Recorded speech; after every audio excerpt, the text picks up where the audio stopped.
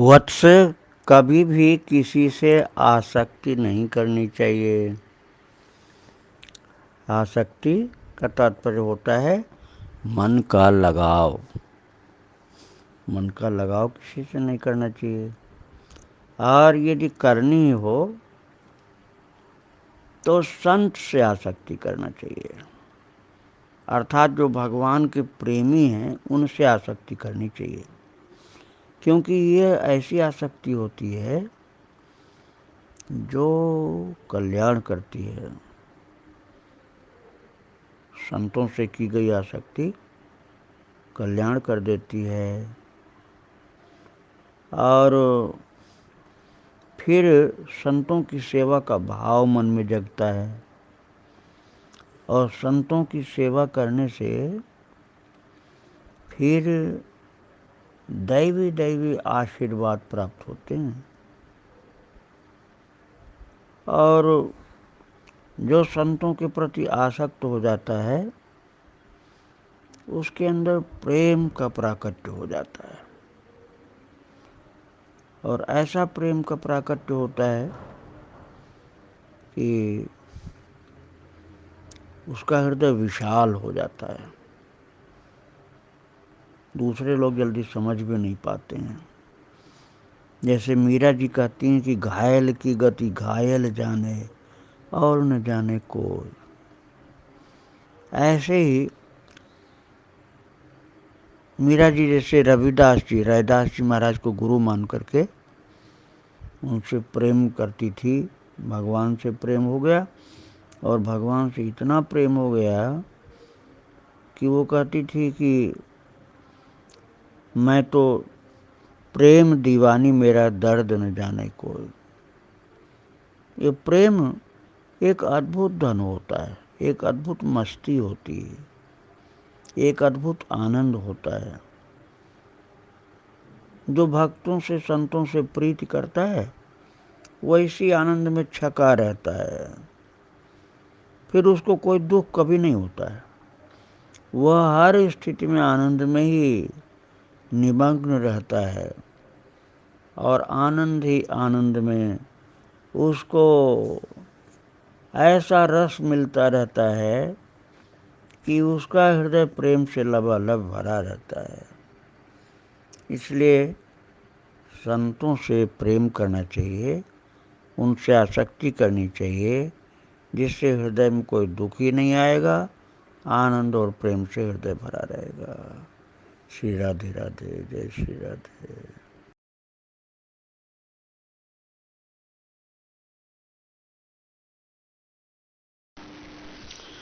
वत्स, संसार में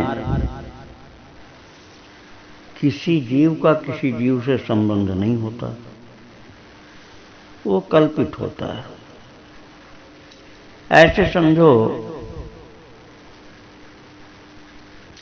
जैसे बरसाती नदी में बहुत से कूड़ा कचरा बहते बहते एक जगह इकट्ठे हो जाते हैं, और फिर जोर की धार की थपेड़ लगती है तो फिर वो विलग हो जाते हैं, और फिर बहते बहते एक कूड़ा और किसी कूड़े के साथ जाके मिल जाता है, और फिर लहर की थपेड़ लगती है तो वो कूड़ा और दूसरे अन्य किसी कूड़े के साथ मिल जाता है। तो किसी का किसी से संबंध नहीं रहता, बस ये प्रारब्ध ही उनका होता है जो एक दूसरे से बिछुड़ाता रहता है, मिलाता रहता है। इसलिए किसी से मोह नहीं होना चाहिए। किसी भी वस्तु से व्यक्ति से मोह नहीं करके उनका आवश्यकतानुसार उपयोग तो हो सकता है, लेकिन उनका उपभोग नहीं करना चाहिए, अर्थात उनसे मोह नहीं करना चाहिए। हाँ, उन जीवों का केवल आत्मा रूप में परमात्मा के साथ संपर्क रहता है, क्योंकि आत्मा और परमात्मा का अंश और अंशी का संबंध है। इस दृष्टि से वो एक ही होते हैं। भगवत इच्छा से अलग अलग दिखलाई पड़ते हैं। आत्म रूप में एक होते हैं, शरीर की दृष्टि से बिल्कुल ही भिन्न होते हैं। इसलिए आत्म रूप में एकत्व है और देह दृष्टि से एकत्व असंभव है। मोह देह का ही होता है, आत्मा का मोह नहीं होता, ज्ञान होता है। इसलिए ज्ञान पूर्वक एकत्व की दृष्टि रखनी चाहिए, मोह नहीं करना चाहिए। ज्ञान की दृष्टि से एकत्व सभी मोह को काटने वाला होता है। वृंदावन बिहारी लाल की जय। राधे राधे राधे।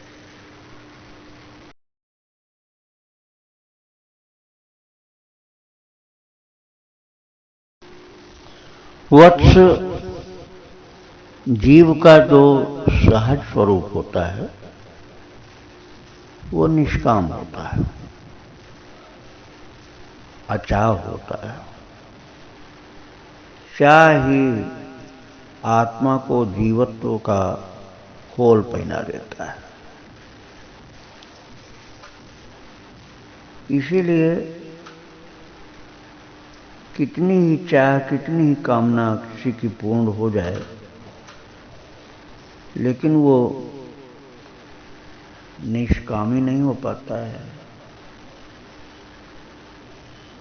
एक कामना के बाद दूसरी कामना, दूसरी के बाद तीसरी कामना, इस तरह से आती रहती है।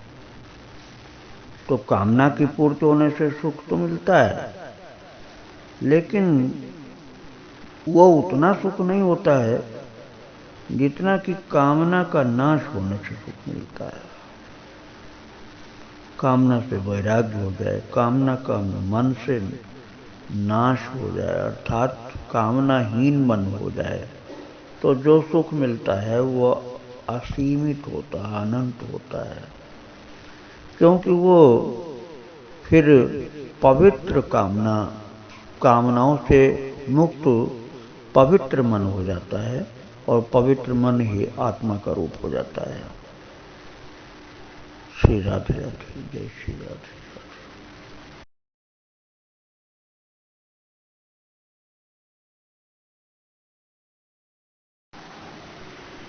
वत्स अन्न ब्रह्म का स्वरूप होता है। इसलिए उपनिषदों में कहा गया कि अन्न ब्रह्म है। लेकिन उसका ब्रह्मत्व जागृत कब होता है? जब वो यज्ञ के लिए समर्पित हो। यज्ञ का तात्पर्य होता है शुद्ध परोपकार, जिसमें अपना कोई स्वार्थ न हो। अर्थात अन्न को शुद्ध परोपकार की भावना से जो प्रयुक्त करता है वो ब्रह्म की सेवा करता है, अर्थात ब्रह्मार्पण करता है। ब्रह्मार्पण के पश्चात अन्न में ब्रह्म की शक्ति दिखलाई पड़ती है, वो ब्रह्म स्वरूप होता है। और उसका तरीका यही है कि उसका पहले भागवदर्थ प्रयोग करके वितरण करना चाहिए।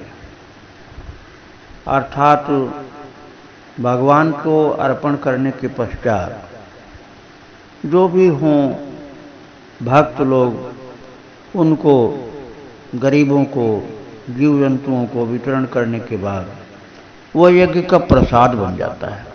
यज्ञावशिष्ट बोलते हैं उसको। और यदि कोई ऐसा नहीं करता है, केवल अपने ही लिए अन्न का प्रयोग करता है, उसमें परहित की भावना, परोपकार की भावना नहीं रहती है, तो उसमें से ब्रह्म तत्व की शक्ति जो रहती है उसका लाभ नहीं मिल पाता है। तो वो व्यक्ति अन्न का ब्रह्म स्वरूप नहीं प्राप्त करके उसके ब्रह्मत्व से वंचित रह जाता है। इसलिए यज्ञार्थ ही भोजन का पाक किया जाता है। भोजन का पाक यज्ञार्थ होने के पश्चात पुण्यप्रद, शक्तिप्रद, लाभप्रद, ज्ञानप्रद और मोक्षप्रद भी हो जाता है।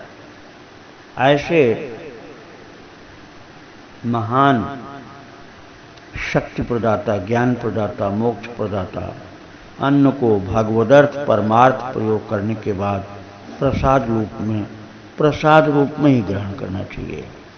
श्री राधे राधे। जय श्री राधे। वृंदावन बिहारी लाल की।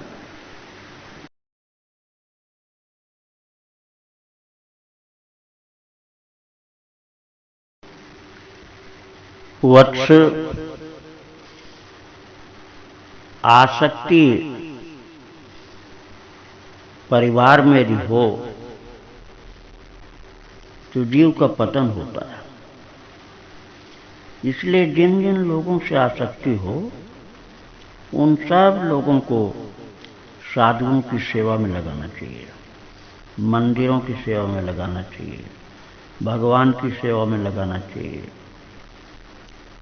तो उस गृहस्थ व्यक्ति की आसक्ति उन लोगों से हट जाती है और वो सब परमार्थ में लग जाते हैं और सबका कल्याण होता है और आसक्ति का बंधन भी टूट जाता है। तो आसक्ति जो संसार में पतन का कारण बनती है, वही आसक्ति अब परमार्थ में लग जाने के कारण भागवत प्रीति का रूप धारण कर लेती है। विशुद्ध निष्काम प्रीति हो जाती है, आत्मा की प्रीति हो जाती है और आत्मा की प्रीति भगवान की प्रीति कहलाती है। तो ऐसे जो व्यक्ति होते हैं वो चाहे किसी जाति के हों, चाहे किसी आश्रम को हों, ब्राह्मण, क्षत्रिय, वैश्य कोई भी हो, और चाहे वो गृहस्थ हों, चाहे सन्यासी हों, चाहे ब्रह्मचारी हों, चाहे वानप्रस्थ हों, जिन्होंने अपनी आसक्ति को परमार्थ में लगा करके भागवत भक्ति के रूप में उसको परिणित कर दिया है, वो सब पूज्य हो जाते हैं और उनके सद्गुण से भगवान प्रसन्न होते हैं और वो गुरु जनों के और संत जनों की कृपा पात्र भी हो जाते हैं। उनकी कामनाएं पवित्र हो जाती हैं, उनका जीवन पवित्र हो जाता है, उनकी दोष दृष्टि मिट जाती है और ऐसे व्यक्ति पूज्य हो जाते हैं। वृंदावन बिहारी लाल की जय। राधे राधे। राधे राधे राधे।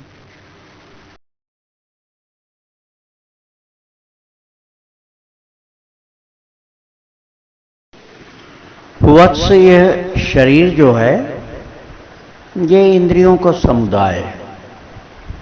इंद्रियों का समुदाय ही एक स्थूल शरीर बन जाता है और इंद्रिय को गो भी कहा जाता है। गो माने इंद्रिय। तो तुलसीदास जी ने कहा, गो गोचर जहाँ लगी मन जाए, सो सब माया जाने उगाए।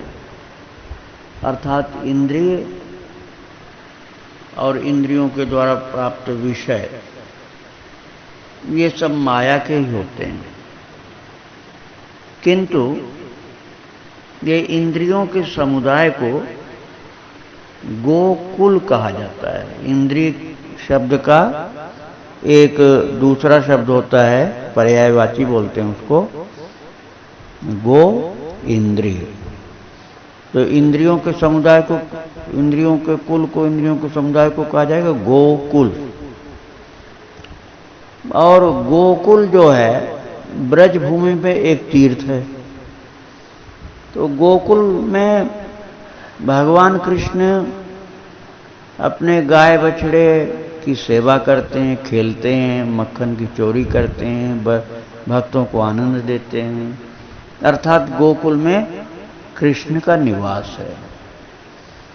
तो जो अपने इंद्रियों के समुदाय को गोकुल माने इंद्रियों का समुदाय। गोकुल एक तीर्थ भी है ब्रज में, और गोकुल माने हमारे इंद्रियों के समुदाय के रूप में बना हुआ ये शरीर। तो अपने इंद्रियों के समुदाय के रूप में बने हुए इस शरीर में जो भगवान कृष्ण को बाल रूप में खेलने देता है, अर्थात उनको आनंद देता है अपने इस देह के अंदर, तो उसका शरीर ये गोकुल धाम बन जाता है। और इसमें भगवान का आभास होता रहता है और प्रेम प्राप्त होता है, आनंद प्राप्त होता है। कभी भी नीरसता नहीं आती है, कभी भी दुख नहीं आता है। तो आनंद, प्रेम ये सब प्राप्त करने के लिए गोकुल में कृष्ण का होना जरूरी है, अर्थात इंद्रिय समुदाय रूपी शरीर के अंदर ब्रह्म चेतना को जागृत करना आवश्यक है। वृंदावन बिहारी लाल की जय, राधा रानी की जय।